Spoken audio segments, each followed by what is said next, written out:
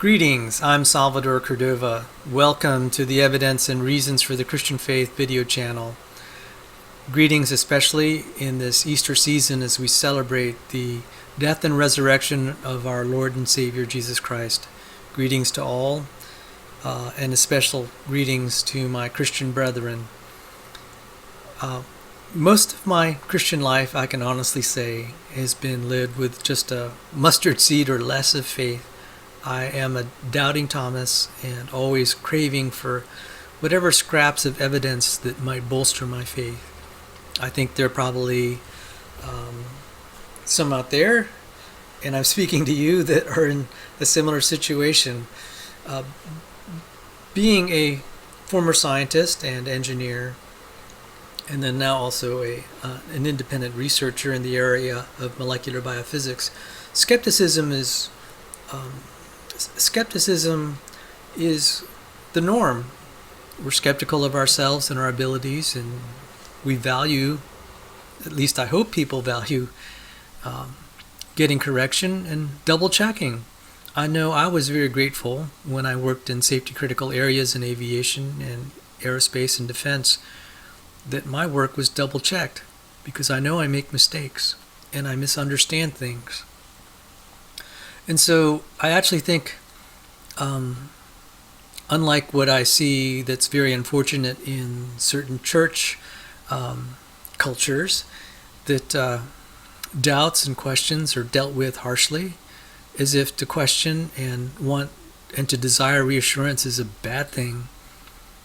I actually think it's a noble thing that you want to be, that Christians want to be reassured that what they trust and believe is true. I think that's great. That's wonderful. And when I see that desire being denigrated in the church, it's just hurtful to watch. It's just hurtful to watch, because there are people there with facing a lot of tragedies in their life, and they're wanting reassurance that God loves them and He exists. And sometimes what I see is just denigration that they're struggling with their faith. It's just terrible. So to that end, I have formed this channel to offer evidence and reasons for the Christian faith. I will point out that most of the way we live our lives and make our decisions is almost always with far less information and reassurance than we would like. So when we make decisions about jobs or contracts to sign or whatever decisions, big or small, I'm pretty confident that we make it with not as much information as we would like to have. We have to sometimes move forward with incomplete information. It says in the book of Proverbs 25:2, it's the glory of God to conceal a matter, it is the glory of kings to search out a matter. And for me, what that means is God sometimes hides things from us and invites us to seek the truth, the hidden truths that He has buried out there. And some of those hidden truths are evidences of Him. I will say this: we tend to take risks for what we value. We tend to take risks for what we value. I can think of some examples where, let's say, we've lost something, or someone is lost. Say a family member or loved one is reported missing. Now, we could just assume that they're missing and dead, or we could try to organize a search for them. And that's a situation we may not know what the real facts are. But if we assume the worst and do nothing, maybe it just doesn't turn out well. Whereas if we're proactive, we might be able to change the outcome. And so it is for our life. Maybe we don't have as many facts as we would like, but if we just assume, if we just wait until we have 100% conviction, it might be too late. I think that God hides things to test us, because we will take a risk for something we value. And there are people, nice personalities, I mean, just sweet people, who've told me they'd rather go to hell. They'd rather go to hell than serve the Christian God. And I'm sometimes shocked, because it's like, you seem like a nice enough guy, but why would you say that? You see, someone like that will not value eternal life with God. If what they say really is what's reflected in their heart, they're not going to take the risk of looking for the data and then going with it, going with what little they have. See, we will take a risk for what we love, and that faith commitment, that you're doing the right thing by pursuing the Christian life, even if you don't have as much reassurance as you'd like to have. That's what God is looking for. Are you showing Him that you're willing to take the risk for what you love, that you want to be with Him forever? If that is where your heart is, you'll live your life accordingly. You'll live your life accordingly.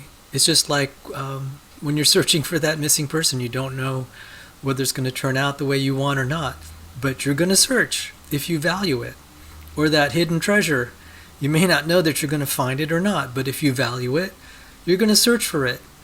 You're going to act as if it's going to be found. Because if you don't do anything, like if you're searching for a hidden treasure, if you don't do anything, you're not going to find it. And I think that's the case here in the world, where we have incomplete information. To that end, when I've been searching for evidences of the Christian faith, I said, well, a lot hinges on the authenticity of the Gospels, especially the four Gospels, the Gospel of Matthew, Mark, Luke, and John. And some people have said the fifth Gospel is the book of Romans, or I think the book of Acts is a great gospel testimony. And to the extent that we find evidences that these gospel accounts are true, it makes it believable that Jesus rose from the dead. And I will say this, it may seem a long shot to many, but if the world is young, if the universe is young, that would lend credence to a literal interpretation of the genealogy of Jesus Christ in Luke chapter 3 and Matthew chapter 1, and as it connects to the Genesis record, it would lend any evidence that the world is young would support the idea that the Gospels are divinely inspired. How could it be otherwise? I mean, that's a very bold historical claim. The physicist John Polkinghorne said what distinguishes Christianity from other religions is its bold claims about history, one of them being the resurrection of Christ. And though Polkinghorne is not a young earth creationist, in fact he hates young earth creationism, let's just throw this out there. If the world is young, that's if that literal interpretation of the Gospel of Luke, that's a bold claim of history. That can be interpreted as a bold claim of history. And so to the extent we find data that may support this, that lends credibility to the gospel. Now granted, it might only just give you a little bit of mustard seed of faith, and you might have lots of doubts, but that's still better than nothing. And Jesus said a lot of good things can happen if you even have a mustard seed of faith. So this whole thing about the world being young has been criticized, even in Christian circles. Rob Rowe had insinuated I was being dishonest when I was making my defense for young earth creationism on S.J. Thomanson's channel. I took exception to that, and I wanted to, I'll say to him now, you don't know for a fact that the world is old. You don't know for a fact that the world is old. I've been studying physics on and off at the undergrad and graduate level for some years. And when I was in graduate school, I knew some of the faculty and students had their doubts. They kind of kept it to themselves for the most part, but they had doubts. And I'm going to show you something here. At my undergrad institution, my undergrad was George Mason, my graduate was at Johns Hopkins. Let me show you some names and what they had to say.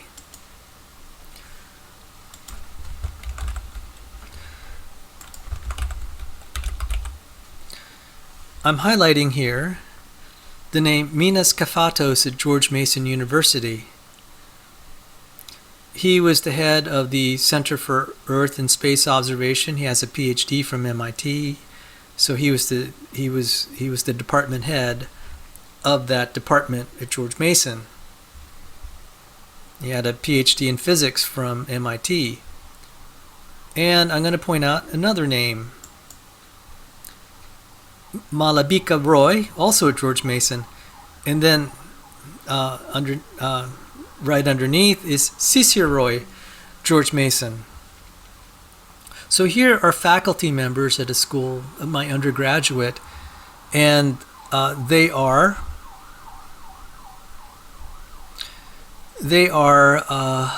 openly expressing their dissent from the Big Bang.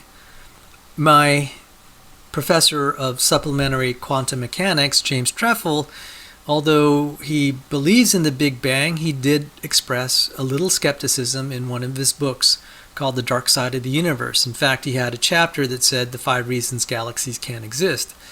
And he said even though they're obviously there, all that we know about physics doesn't seem to agree as to why they should be up there in the sky.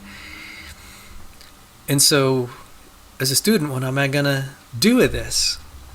We have people that are questioning the mainstream viewpoint.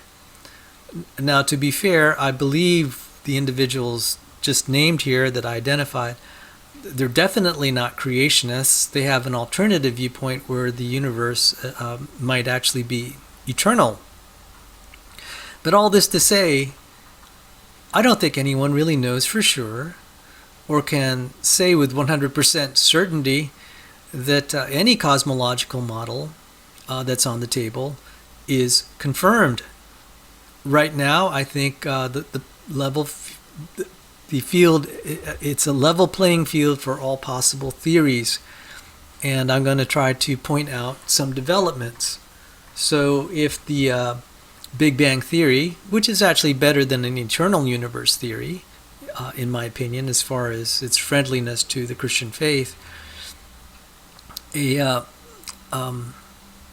lost my train of thought.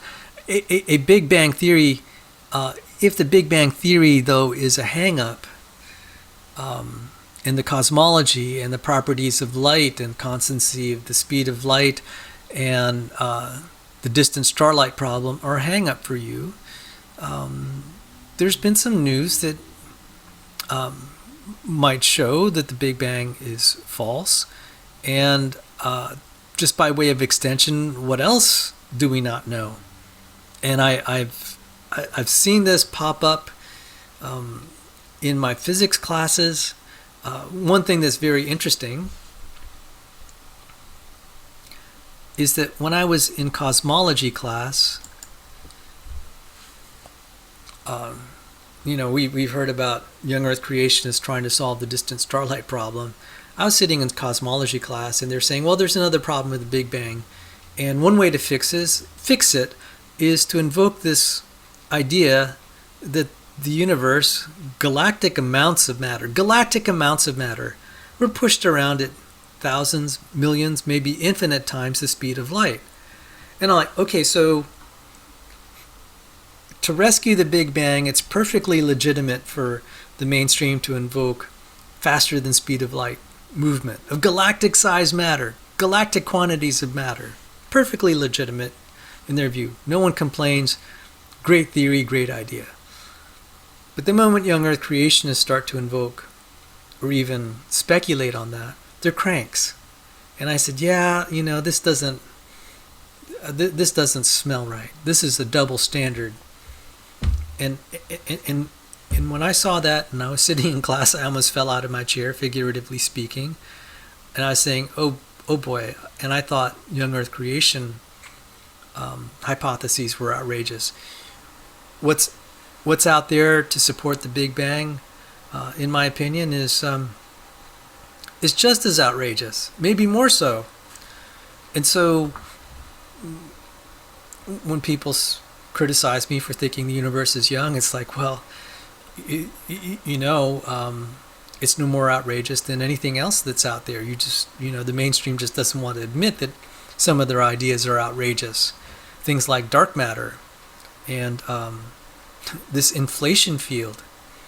So to the extent we find evidence that the Big Bang is false, maybe we can have a big reset and say, let's reevaluate everything. And granted, that's not proof that the world is young, but it makes it possible. And so again, I'm willing to take the risk that it's true. What do I have to lose? What do I have to lose? And suppose the world is old, but Christ is still raised. That's the important thing. But boy, if the world is young, to me that would be just, that would be the prize. A prize piece of evidence that the gospel is true. So I'm just trying to frame why this whole issue is important. So, going back to this list here, what did they have to say? I'm not going to read the whole thing, but this, those three professors at my undergrad alma mater signed this statement. It says here, the Big Bang, this was way back in 2004, the Big Bang relies on a growing number of hypothetical entities, things that we have never observed. Inflation is that thing where we move galactic amounts of matter at millions of times the speed of light. Dark matter and dark energy are the most prominent examples. Okay, that first sentence is big. That first sentence is a big deal. The Big Bang has had to concoct these hypothetical entities to solve it. Without them, I'll continue on, without them there would be a fatal contradiction between the observations made by astronomers and the predictions of the Big Bang theory. In no other field of physics would this continual recourse to hypothetical objects be accepted as a way of bridging the gap between theory and observation. It would, at the least, raise serious questions about the validity of the underlying theory. But the Big Bang theory can't survive without these fudge factors. Without the hypothetical inflation field, the Big Bang does not predict the smooth isotropic cosmic background radiation. I'm just going to skip all that. You can read it. I'll try to put it in the video description. But suffice to say, 3 professors at my undergrad mentioned this, and I want to highlight especially this professor, Sisir Roy. That's when he was at George Mason University. So now fast forward to 2021, and I'm going to show you another article. And the headline is, 4 Indian scientists challenge Big Bang theory. And I'm going to highlight a name here.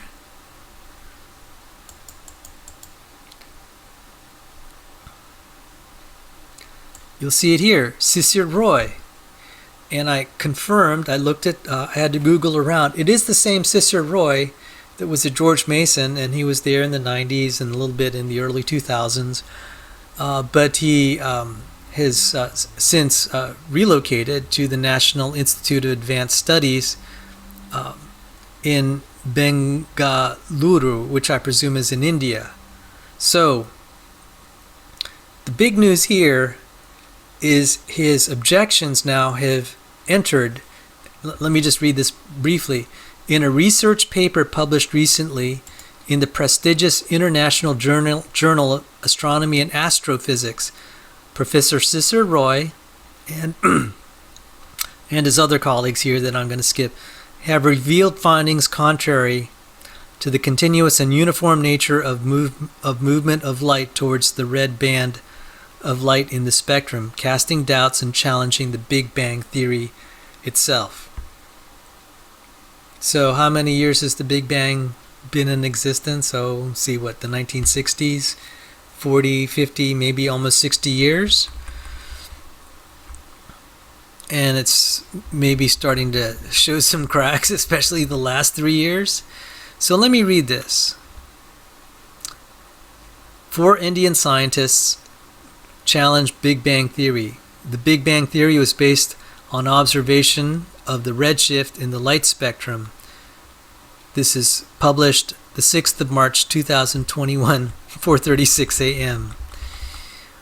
Bengaluru, and this is in the New Indian Express. I want to point out we talk about deplatforming and the cancel culture. How come this isn't being in news reports in the United States? Just think about it. There's a vested interest in the Big Bang cosmology, both in terms of reputation and money. A lot of mortgages has been paid by promotion of the Big Bang theory, and I guess it's just it's just something that's going to get canceled here in the United States. It's just not politically correct to point out problems with the Big Bang theory in the United States, even though this research was published in a respected scientific journal. It's just not politically correct here in the United States. In Bengaluru, in what could dramatically change the way astrophysicists look at the birth of the universe, 4 Indian scientists, including one from Bengaluru, have challenged the Big Bang theory related to its origin. The theory holds that the universe was born out of a highly compressed, dense microscopic point called singularity, which exploded with a huge force some 13.8 billion years ago, resulting in everything arising from that singularity moving outwards in all directions. From this, all cosmic matter as we know it today was formed at different stages through time until now. The Big Bang theory was based on observation of the redshift in the light spectrum. The light wavelength emitted from an astronomical object that is moving away from us exhibits a shift in the light spectrum towards the red end. I don't know what that acronym is. VIBGYOR. The Big Bang theory is supported by the understanding that the shift of light toward the red band in the spectrum is continuous and uniform in nature, an indication of all matter, galaxies, and all cosmic matter moving outward steadily, but at great speed. Working the outward movement backwards, it would mean that it all began from a single starting point in the center of the universe, singularity, which is how the Big Bang theory was popularized among astrophysicists. But now, in a research paper published recently in the prestigious International Journal Astronomy and Astrophysics, Professor Sisir Roy from the National Institute of Advanced Studies, NIAS, Bengaluru, Aridam Mal from the Indian Space Research Organization, ISRO, Ahmedabad, and Sarbani Palit and Ujwal Bhattacharya from the Indian Statistical Institute, ISI, Kolkata, have revealed findings contrary to the continuous and uniform nature of movement of light towards the red band of light in the spectrum, casting doubts and challenging the Big Bang theory itself. And just to pause here, there have been reports in the last 3 years, even YouTube's, you can Google it, around the crisis in cosmology. And this is just adding fuel to the fire. So let's continue. Big Bang bust. Scientists present robust data. The researchers have found that the redshift does not occur in a uniform manner, but in recurring stages, what they refer to as periodicity in redshift. The redshift in astronomical observations is attributed to the expanding model of the universe. One such popular model is the Big Bang model. As the change in wavelength is happening due to the expansion of the universe, the redshifts are supposed to be continuous and uniform in nature. On the contrary, our rigorous analysis of the data from Sloan Digital Sky Survey, SDSS, DR12 showed the existence of periodicity of redshifts of galaxy and quasar, Professor Roy told TNIE. The Indian astrophysicist used a technique called singular value decomposition method as against the standard spectral estimation approach that was used in discovering the uniform redshift that supports Big Bang theory. The superiority of the singular value decomposition method in analyzing redshift periodicity, especially from the point of view of robustness, is demonstrated through simulations. We took very large data samples and used a statistical method which is more robust than the method usually dealt with by astronomers, Professor Roy said. Interestingly, although this is not the first time the Big Bang theory has been challenged, the previous challenges were based on much smaller sample sizes. The steady-state theory, gravitational lensing model, tired photon hypothesis, variable mass hypothesis have all challenged the Big Bang theory in the past, but the problem with each of them was the sample size. The renowned physicist, the late Stephen Hawking, and his collaborators had stated that the criticism leveled against the theories challenging the Big Bang is because of the samples of redshifts that were analyzed with rather small and selected in a heterogeneous manner, which made it hard to assess their significance, Professor Roy said. The latest findings by the astrophysicists is also found to be compatible with the Fred Hoyle giant Narlikar variable mass theory, which hypothesized that quasars are born in and ejected from the nuclei of parent galaxies as massless objects, and the particle masses in them systematically increase with epoch.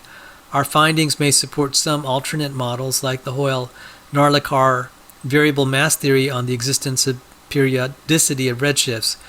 Their idea is shown to be compatible with the empirical observations on periodicity of redshifts, Professor Roy said. Just to interject my own, I think we really don't know what those quasars are. Y.P. Varshney has suggested that plasmas can cause laser action, and there's good data to support that. We may have observations to that effect. I haven't looked into it for a while, but if that's the case, it can make the appearance of redshifts. So we really don't know what those quasars are. Just throwing that out there. I'm not endorsing Hoyle and Narlikar's theory necessarily, but still,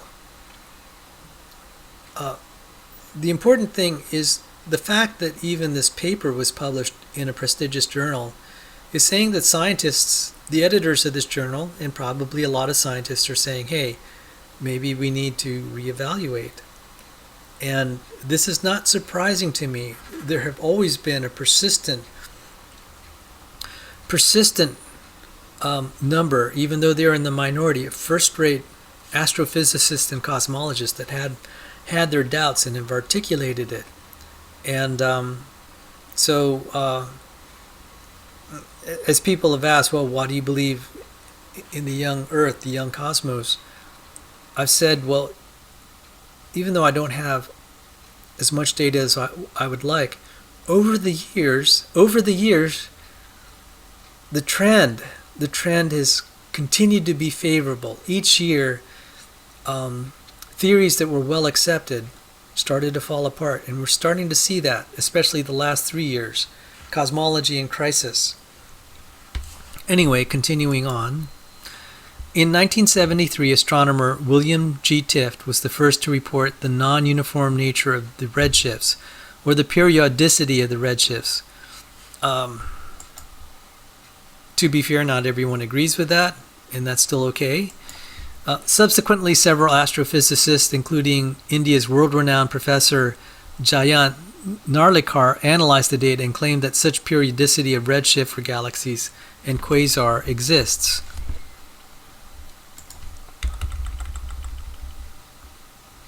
And that may be it. That's the end. That's the end of the article. I like this comment. Max Planck said, "Science advances one funeral at a time." Yes, the sentiment is that bad ideas sometimes die hard, and abiogenesis, naturalistic abiogenesis, is one of them.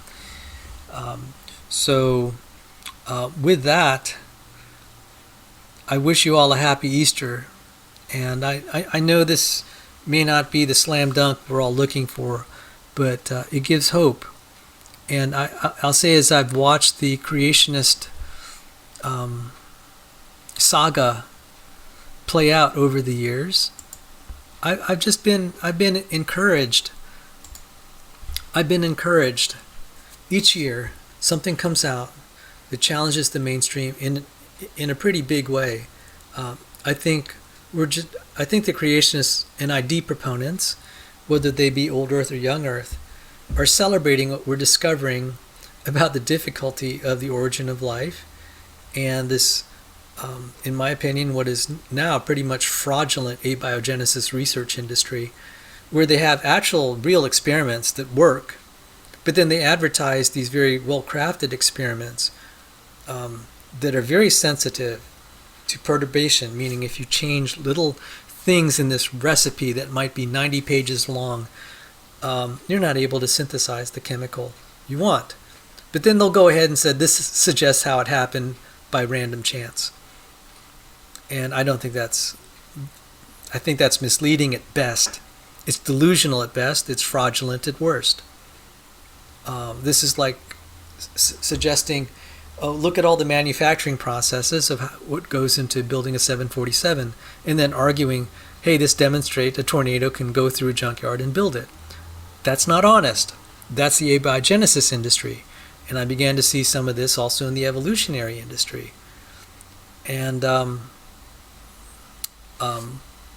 although I wouldn't go quite so far to say this is what's going on in the cosmology industry, it's not looking good right now.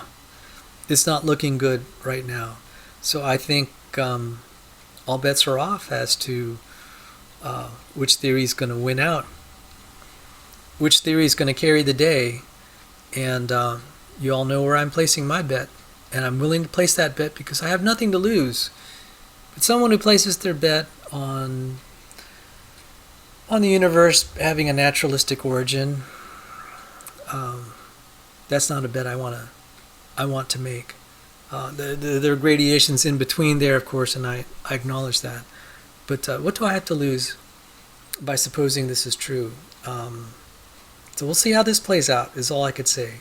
With that, take care, God bless you, and may you all have a blessed Easter.